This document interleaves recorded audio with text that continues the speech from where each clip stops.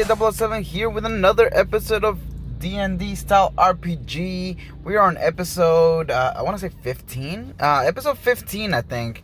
Well, who cares anyways, right? It's such a good adventure. We don't even care what chapter, what episode it is. We don't care. We're just going to get right to it. Last time, we went and saw Mala. And then we're deciding whether we're going to reveal ourselves to her. No, not like that, guys. Get your mind out the gutter. Like taking our cloak off, we have it covered. Or if we're going to keep it on. You know what I mean? So let's go. And I think last time I did say that I was going to reveal myself. I think that's kind of what I'm still kind of choosing, just because, I don't know, like I feel like she knows me and I feel like this will help. So let's reveal ourselves. Let's go. Mala's eyes widen as you remove your hood. She then hugs you and commences to bombard you with questions. The two of you laugh as you trade a few stories from your shared childhood past. "And what of you then?" she asks. "I heard tell that you and Reginald have been off hunting goblins or some other such recklessness." "Reginald, he's dead. Murdered." Mala gasps and sits down on the bed. "Some believe I murdered him. By the gods, I did not. I could not." Mala shakes her head. "Impossible. He was a brother to you." "Indeed. Nevertheless, now I am hunted like a rabid beast, and I need your help. Only information." Mala looks at you uncertainly. "They use a seer to track me. I need protection from this. There are men in World's End who have such protection, else they would have hung long ago. I thought perhaps I might know such men." Mala finishes your sentence. She is silent for a moment.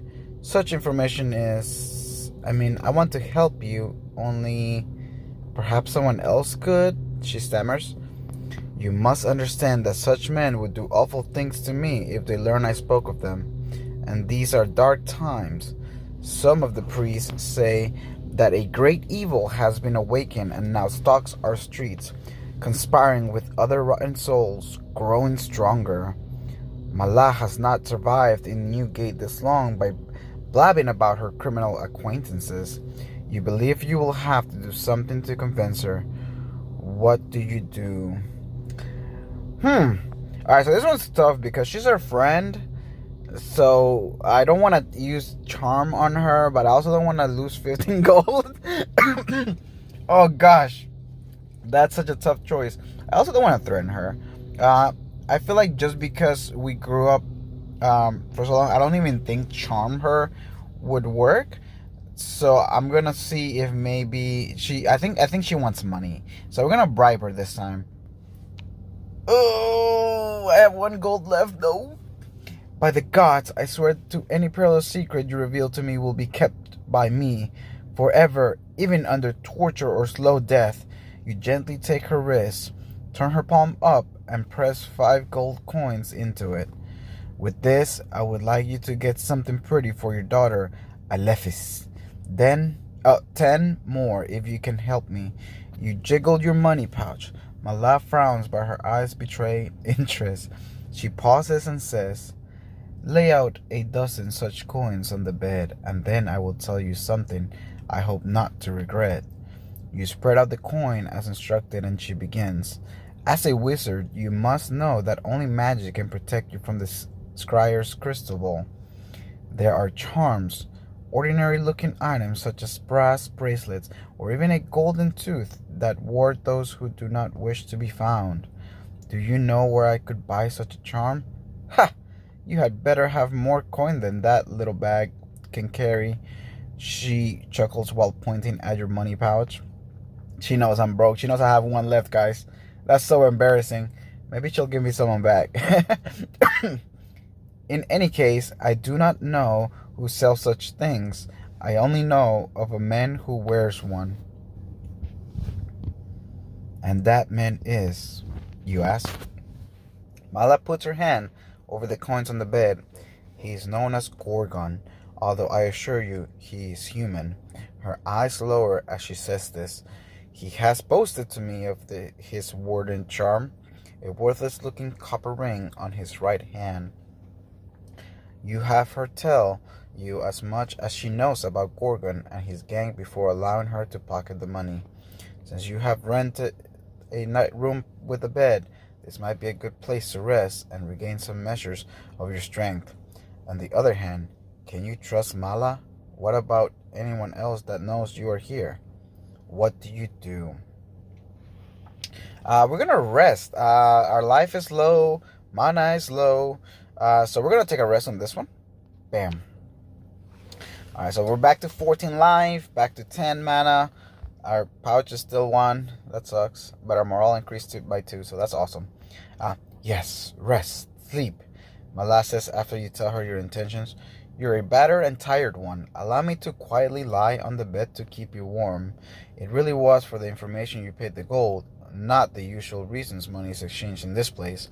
Also, above all, you require peaceful rest. Still, it is probably best to keep up appearances to the brothel owner, and besides, Mala has always been a friend, and you do not wish to insult her by kicking her out.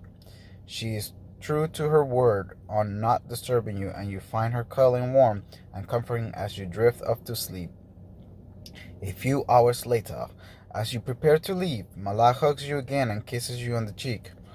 Gorgon is cruel and will kill you for no reason other than it pleases him. His henchmen are no better.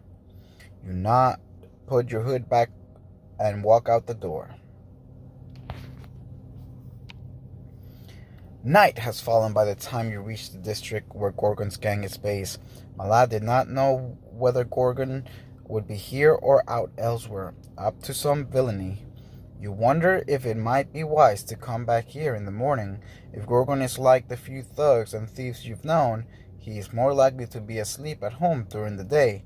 However, you dare not delay. Only a few seconds ago you had a sudden feeling of exposure, as though you were suddenly naked in an empty room with eyes peering in at you. Was ice cried upon? You wonder. The sooner you get the warden's ring, the safer you will feel. Boisterous voices of young men erupt ahead of you. This neighborhood is controlled by gangs who are particularly active at night. So far, you have managed to avoid others by slipping from shadow to shadow and hiding behind refuse or in dark alleys. Unfortunately, the road you are on now is lined with tightly packed buildings and offers no suitable place to hide, despite being dimly lit and littered with garbage. What do? You can tell there are at least 3 of them. You have a spell that will allow you to climb up the wall like a spider. Even if they look up, they will not be able to follow. On the other hand, perhaps if you show that you are not afraid, they will think better than to bother you. After all, you could be anyone under the hood. I'm going to actually use mana right now. We're going to play like a mage. Spider mages are going to be doing some spidery things. Bam. You whisper a few arcane words and press your hands against the wall of the building. Your hands seem to almost sink into the bricks. Without delay, you crawl up the side of the building like a spider as fast as you can. Just as you pull yourself over the top of the roof, the young men come around the corner. The lantern lights on the streets do not reach up to you very well, and so you feel comfortable peering down at them. There are 3 men, and all of them are carrying weapons at the ready, as though they might engage in melee any moment. 2 have swords, and 1 has a nasty-looking spike club. Gods, this is a tough neighborhood, you think to yourself. They are all engaged in some ruckus conversation, and none look up. After they have gone, you climb down and continue your search for Gorgon's Slayer, as Mala called it. After a few more close calls with gang patrols, you find that Mala described. The building is much like the others, which is to say old, dirty, and neglected. However, this one has a large blue door with the words, "The Law," carved into it. Suddenly, you have that naked feeling again, and you shiver. I am being scarred upon. Uxiel has found me, you think for a moment. Then you reassure yourself that it is only nerves. After all, you are standing in front of the door of a killer. You hear a rustle from behind, and you spin around. Out from a large pile of trash emerges the head of a giant rat. Its red eyes fix upon you, and it sniffs the air. Who be you? It asks in a raspy voice. Your hood is low and you're supposed it cannot see your face.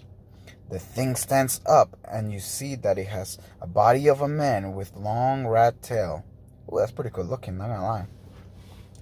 A were-rat. So werewolf rat, I guess?